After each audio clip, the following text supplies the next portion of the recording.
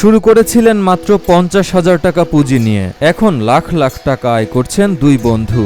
মাসে আমরা মোটামুটি লাখ 5 টাকার কাজ করতে পারি। ছোট্ট একটা টিনের ঘরে প্রায় 8-10 জন মিলে তৈরি করছেন বিভিন্ন তৈজসপত্র।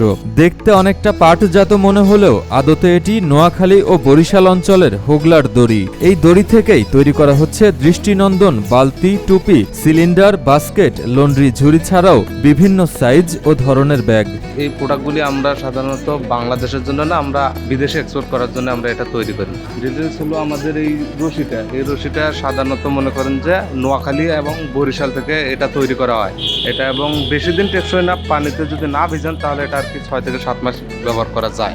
মানিকগঞ্জ সদরের ভাটবাউর গ্রামে তৈরি হওয়া এসব পণ্য দেশের চাহিদা মিটিয়ে যাচ্ছে বিদেশেও। মাত্র 50,000 টাকার পুঁজি নিয়ে কারখানা স্থাপন করে লাখপতি হয়ে রীতিমতো তাক লাগিয়ে দিয়েছে দুই কিশোর। 7 বছর ধরে আমি কাজ করি, ভাবলাম নিজে একটা উদ্যোগ নিলাম যে এই কাজটা নিজে থেকে করব।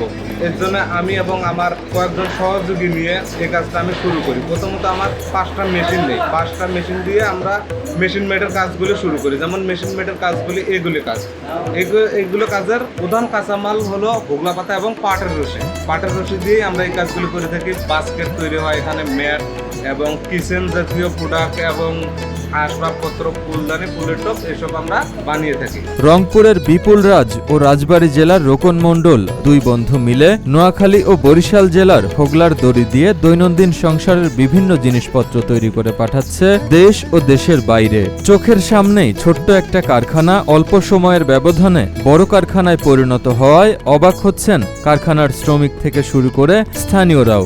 আগ্রহ আছে। প্রথমে এই যে দেখেন যে 2-3টা মেশিন নিয়ে শুরু করছে, এখন 4-5টা মেশিন। হয়তো যদি সরকারে হয়তো অথবা কেউ কোনো সংস্থা যদি সহযোগিতা করে, আমার মনে হয় ওরা আরেকটু এগিয়ে যেতে পারে। 10 মাস আগে মাত্র 50,000 টাকা নিয়ে শুরু করেন হোগলার দড়ি দিয়ে সংসারের তৈজসপত্র তৈরির কাজ। কিছু ভালো ক্রেতা পাওয়ায় দুই বন্ধুর ভাগ্য খুলে যায়। 6-7 জন কর্মী থেকে এখন প্রায় 450 মাঠ পর্যায়ের কর্মী রয়েছে জুই ইয়াসিন হ্যান্ডিক্রাফটের। আর কারখানায় সবসময় রয়েছে 10 জন কর্মী। চমক সৃষ্টি করা এই কারখানাটির কাজ শুরু হয় সকাল 8টা থেকে, চলে রাত 8টা অবধি। অনেক লোক আছে যারা বেকার ছিল, তারা এখানে কাজ করতেছে।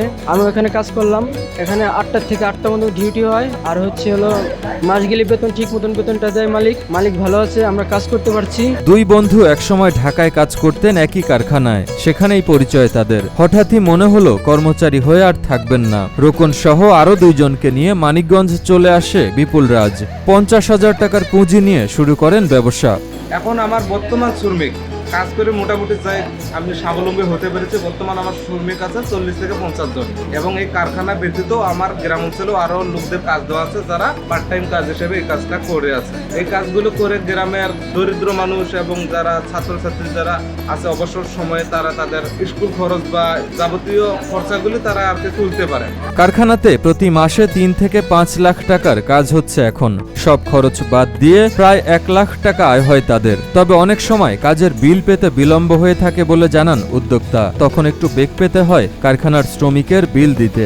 আগামীতে মেশিন বাড়াতে পারলে উৎপাদন সহ লাভের অংশও বাড়বে বলে আশা করছেন কারখানার আরেক অংশীদার রোকন মণ্ডল। মাসে আমরা মোটামুটি লাখ 5 টাকার কাজ করতে পারি। আরো যদি বেশি হয়, অফিস থেকে যদি বেশি করে আমরা হয়তো আরো করতে পারবো মেশিন বাড়াইলে। এদিকে ছোট কারখানা হলেও এর শ্রমিকদের মাসিক বেতন 15 থেকে 30,000 টাকা দেয়া হয়। তবে নতুনদের, বিশেষ করে নারী শিক্ষার্থী যারা লেখাপড়ার পাশাপাশি কাজ করছেন, তাদের বেতন 6,000 টাকা। এদের দাবি এমন কারখানা এলাকায় আরো হলে লেখাপড়ার পাশাপাশি সংসারের দায়িত্বটাও অনেকেই নিতে পারবেন। এখানে আমি প্রথম আইসা দেখছি, দেখার মাধ্যমে আমার ভালো লাগছে। তারপরে আমি একটু শিখছি, শিখার পরে আমি প্রপারলি শিখে গেছি। তখন এই জায়গায় আমি জয়েন করি না, আমি এখানে কাজ করি। তো আমি পড়ালেখার পাশাপাশি এখানে কাজ করে আমি যে টাকা পাই আমার পড়ালেখার কাজে লাগাই।